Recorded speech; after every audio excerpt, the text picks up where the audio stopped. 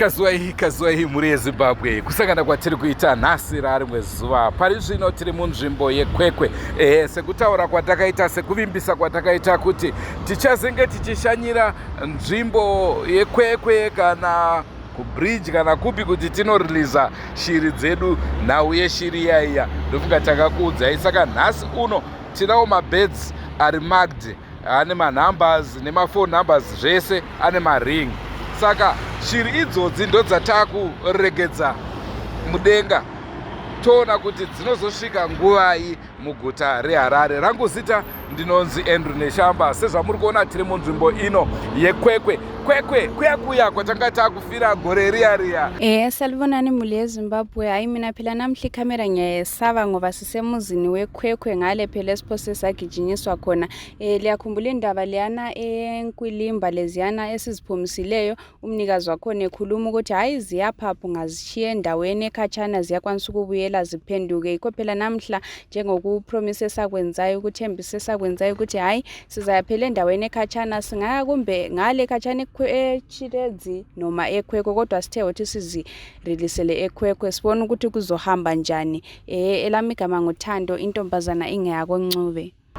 Senguva dzese tinokurudzirai kusubscribe kuDrewmas Media. Drewmas Media taking you to another level. Regedzai tikuratidzei shiri tonzwawo nevari kuitiresa kuti hongu shiri tadziregedza toda kuzonzwa dzinosvika dzakakwana here, pane dzinosvika here kana kuti hadzitosvike zvachose. Drewmas Media yakanyanya, Drewmas Media yakanyanya, pafea fea iwe, pafea fea iwe.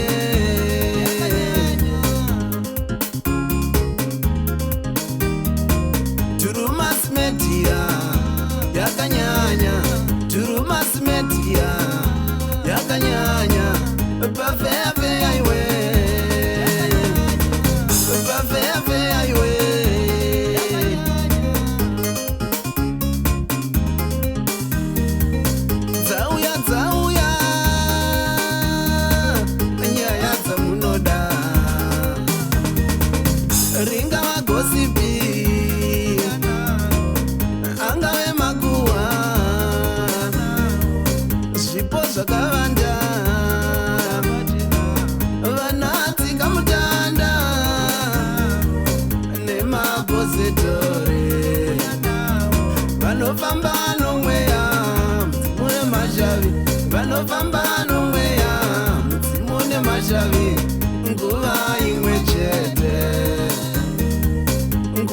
Makadiko muri yeZimbabwe. Ini ndinoitwawo mai Ana ndiri kuno kuKwekwe ndinava neshamba. Taona chituko chaitika pano chehangaiwa dzaitika panapa. Taida tawitnessa chokwadi kuti dzabhururuka dzaenda. Saka tichida kuona kuti dzosvika nguva iko kwadziri kuendako. Ndoenda pamedia yakavhara Drewmas Media ndiyo chete iyo yakandidzidzisa zvemalevo, ona yakandidzidzisa zvemalevo.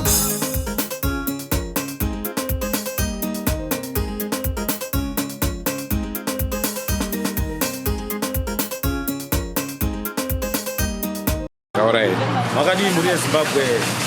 Mufaro wangu kuva muno muKwekwe pazuva ranhasi, kunza kufara nechitiko chaitika pano pakuti muKwekwe kudai.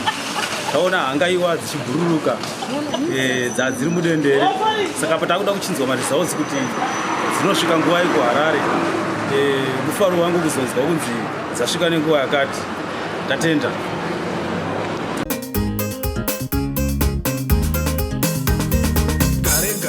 Taking you to another level. Gare taking you to another level. Shandisinganze English chapeka rivo. Panguva dzetina ndichatoja kufu. Aimborwadza subscribe funza Andrew kana Thando naupa vanongoti ndlebe. Zimbabwe kuzindalo zonke ngabe likhona.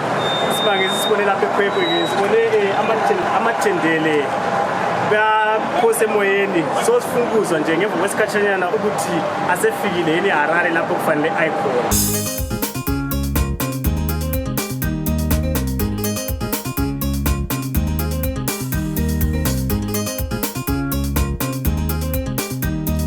Nemufana wangu Bongwe atimbozaririra yedhata iri tititi atimbozaririra nemufana wangu Bongwe atimbozaririra.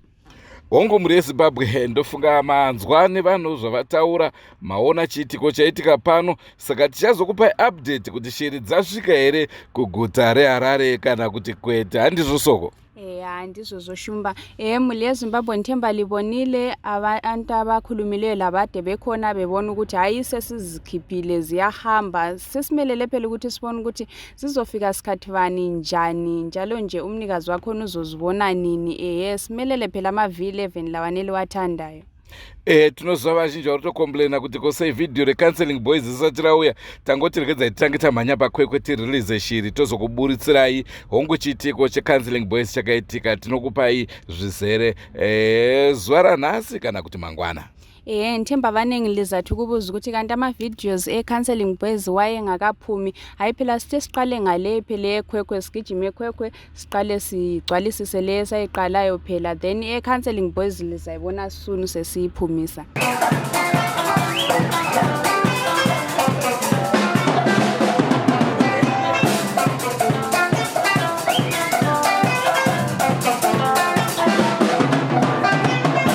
Senguva dzese tinokurudzirai kusubscribe kuDrewmas Media. Drewmas Media, taking you to another level. Goodbye my friends.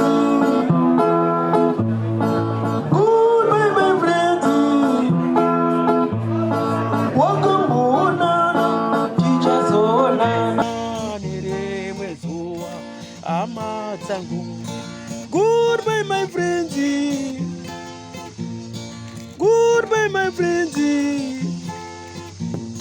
Wakamboonana tichazoonana nerimwe zuva hama dzangu, ini ndokuenda kubasa kwangu. Iwe makiwe mkarenga